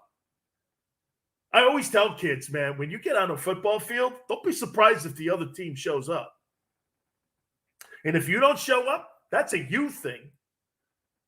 That's a you issue. There were so many good games. Not just the fact that there were so many great people in the stands, but I watched the LSU-UCLA game. Chip Kelly finally has a football team that people can be proud of at UCLA. UCLA is one of the programs that does this. They want to be great, but they don't do enough to be great. And you know what that means, right? They think because they're UCLA that they ought to be great no matter what, and they don't have to spend the resources to put the money into the program for you to be great. We're UCLA. Well, you got to spend the money to be a great UCLA team. If you want to be 8-4, that's fine. But don't parade around like you're somebody you're not. They just beat Ed Ogeron, LSU, 2 years ago. He won a national championship. And get this, Ed Ogeron's on the hot seat. Do you know? I want to show you something, the difference between coaching college football today and coaching NFL football. So Ed Ogeron wins the national championship, beats Alabama 2 years ago. He loses to UCLA. And do you know that they're screaming for his job? Guy won the national championship 2 years ago, and they want to fire him. They want to fire him. The expectations in New York with the Jets, do you think if Robert Saleh gets out and has a bad year, they're going to fire him? Absolutely not. There's no expectations in places like that. There's no expectations in Carolina. If Matt Rule doesn't coach well, he'll be fired in 3 years, 2 years. You get time to be a coach now in the NFL. When you're at a program like LSU, even if you win a national championship, it reminded me of a story of Gene Chizik. I don't know if you guys know this name. Gene Chizik was the head football coach of Auburn when Cam Newton was at Auburn. Gene Chizik won the national championship. He was fired 2 years later. Because you know why? Couldn't beat Alabama. I actually love places like that. But again, you look at my program, University of Miami. They got destroyed by Alabama. And do you know what people are doing? They're going around doing this. Well, Alabama kills everybody. So you're going to compromise getting run off the field. Really? Certain places have expectations. Certain places compromise their expectations. That's everywhere in life. How many times do you see businesses do that? Well, we're okay. We're in the top 20. What? It's like American soccer. American soccer blows. Always will. Always will. Why do you pretend you're going to be one day on the main stage with Brazil and Argentina and France and England? Why do you keep telling the American lie? So you can get funding? Sponsorship? Work in that crappy MLS? That's not real. That's not reality. It's not reality. Reality is LSU. I won a national championship 2 years ago, and I'm going to get fired this year. Oh, I think Ed Ogeron gets fired at the end of this year. Guy won a national championship. And by the way, he will be a wonderful addition to some football program. I'm not going to name the program that I would love to see him coach. I'm going to leave that for your imagination. Oh, by the way, he did spend 11 years at Miami as the D-line coach. Guy's one of the best recruiters. Look at Gus Malzahn. Gus Malzahn got fired, and he beat Alabama 3 times when he was the head coach of Auburn. Get this, Chris, won 85% of his games at Auburn and was fired. That's what I learned this last weekend. You win 85% of your games. You beat Nick Saban 3 times. And you got blown out of Auburn. But guess what happened? UCF benefits. They got a hell of a coach. He's probably the best coach that they've had in that building since George O'Leary. That's what I learned. The coaching expectations at the college level is not for long. In the NFL, you get some time to be a coach. When you're in college and you're at one of these, Brian Kelly, I'll tell you, he'll never win a national championship at Notre Dame. He's never going to. You know why? Because of the admissions. Because of admissions. He doesn't get everybody at Notre Dame that Nick Saban gets at Alabama. You understand that, right? If Nick Saban wants 25-star kids, he gets all 20. If Brian Kelly recruits 25-star, You know what admission comes to him and says? You get about 3 of them guys because they don't meet admissions. What? You can't compete with that. Because actually Notre Dame's degree matters to the school. And they're not lowering their standards just so you can go win a national title. Yeah, right. They'll execute you. Hey, dude, that thing landed so poor. Once he said it, I went, yeah, I'm all for executing the team. I went, I know where he was going. Hey, I know where you're going with it, okay? I know where you're going. All right. Something about Thursday's game. I want to hit on it next.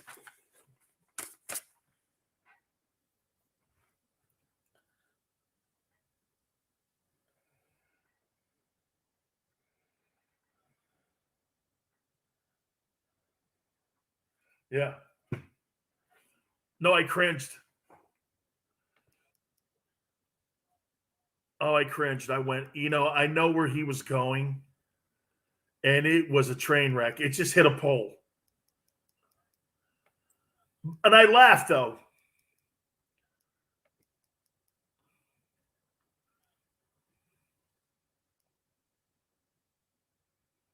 Yeah, it was. I was like this, though. I was like, he didn't mean that.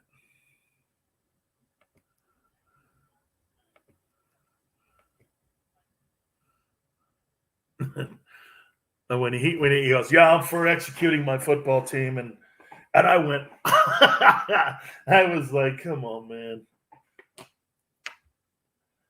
Yeah, because it's John McKay did it so perfectly. He goes, Coach, the execution of the team just wasn't very good. What do you feel about their execution? He goes, I'm for it.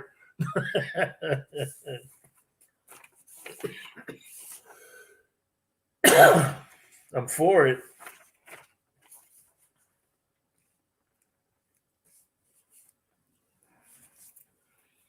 Oh, he did get fired for that. Listen to this. Oh, he did not. He intercepted a football, was running up the sidelines. Woody grabbed him and punched him in the chin out of nowhere. Hey, so wait a minute. So, like, I get this. I get some letters. My sophomore year, I get some letters. And I'm like, I want to play at Ohio State so bad. All of a sudden, I'm watching a Gator Bowl against Clemson. He fucking punches this guy in the chin. I looked over at my grandfather. I go, you think he's going to get fired? My grandfather goes, I guarantee he's not the coach in the morning. I go, this guy won 5 national titles. They're not going to fire Woody Hayes. They fired him first thing in the morning. Earl Bruce, yeah, Earl took over. Hey, Earl had a good record, especially against Michigan. Yeah, yep. And hey, he had a good record, man. Earl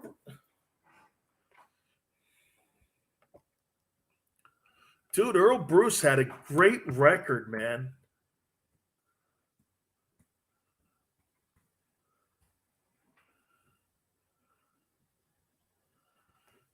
Dude, he punched a guy in the head.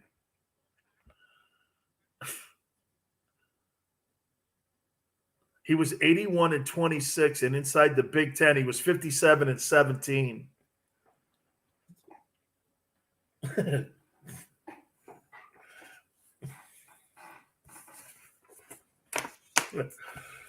Dan Sileo, USA Radio Network.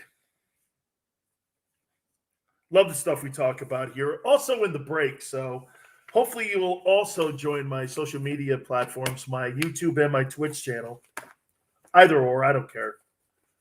And you listen to us here on USA Radio. Please, we appreciate it. I wrote down a couple things here when it came to the upcoming NFL season, because how many times do you do this? You tune on a show and all of a sudden, you know who was notorious for this? So you remember Dan Marino used to be on the NFL on CBS? He used to be on the desk there, right? And he used to do another show inside the NFL. Marino would make a prediction for a game and change his prediction the next morning on the desk show. So they never matched up. And finally, Phil Simms said, Last night, you picked the Bucks. Now you're picking the Lions. He goes, yeah, I changed my mind overnight. Okay, well, you taped the show, and it was so I don't believe in the mulligan. Okay, injuries are part of all of this. So I wrote down. I go, we're getting ready. Thursday night, the NFL starts. Real quick here, I'm just going to give you my rundown here of how I see this year playing out. NFC East. I don't say the last name any longer, so I'll just say the Washington team. I think the Washington team wins the East. I think the Cowboys come in second. I do think the Cowboys are a playoff team, though. I think the Eagles are third. And I think the Gigantes, I think, are fourth. Daniel Jones sucks. The quarterback of the Giants, he's terrible. In the North, NFC, I got the Packers, Vikings, Bears, and there's a lot pulling up the rear. Aaron Rodgers comes back.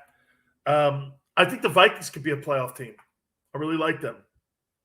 In the South, Buccaneers, Saints are going to be more improved than you think with Jameis Winston. You're going to be shocked. I think they're going to be a good football team this year. Really a well-coached football team because Sean Payton's a hell of a coach. I got the Falcons pulling up the rear in the NFC South. Even though Matt Ryan's good, their defense sucks. Out West, 49ers are going to win it. Then I got Rams, Seahawks, and Cardinals. Over in the AFC. In the East, I got the Bills. Can you believe the Bills are back on top again in the AFC? And they're so good, man. This kid, Josh Allen, I really love this guy. Sean McDermott, their coach, man. I think a lot of him. Hey, you want to hear something else? I think the Patriots are back. Patriots could be a 10-11 win football team. This kid, Mac Jones. How would you like to be Mac Jones, the guy they drafted in the first round? Think about this for a second. So your college coach was Nick Saban, and now your head coach is Bill Belichick? So your coaches are Saban and Belichick. Good night. Dude, you have to succeed. I got the Dolphins third, and I got the Jets pulling up the rear as usual. The Jets and the Lions will always be the suck-out-loud teams of the NFL. In the AFC North, Ravens, Browns, Steelers. I think they finished third. I know. And then the Bengals, even though the Bengals will be improved. It's a pretty good division. Then over in the South, I got the Colts winning it. Love Carson Wentz being added to that team. I think Jim Irsay's done a pretty decent job at putting in the right coach there with Frank Reich. Really do. I've got the Titans. Love Mike Vrabel. Love him. And I also love Derrick Henry. I got the Texans third, believe it or not, because I don't believe in Urban Meyer. I think Urban Meyer sucks, okay, as a human.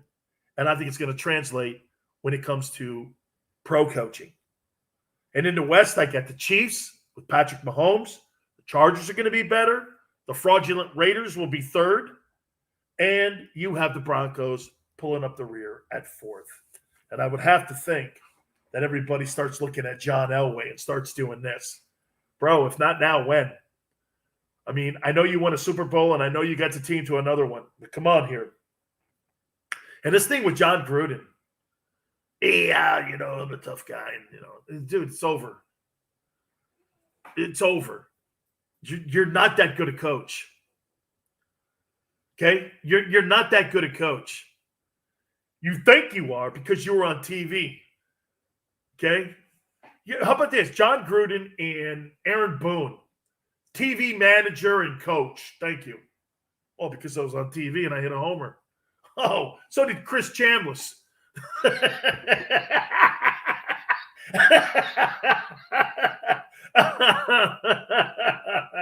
So did Chris Chambliss, man. All right, we'll reset. You keep everything here on the Dan Sileo Show.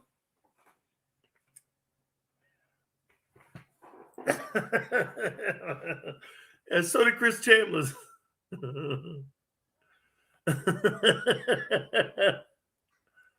Dang him, thank you so much, dude. That's good.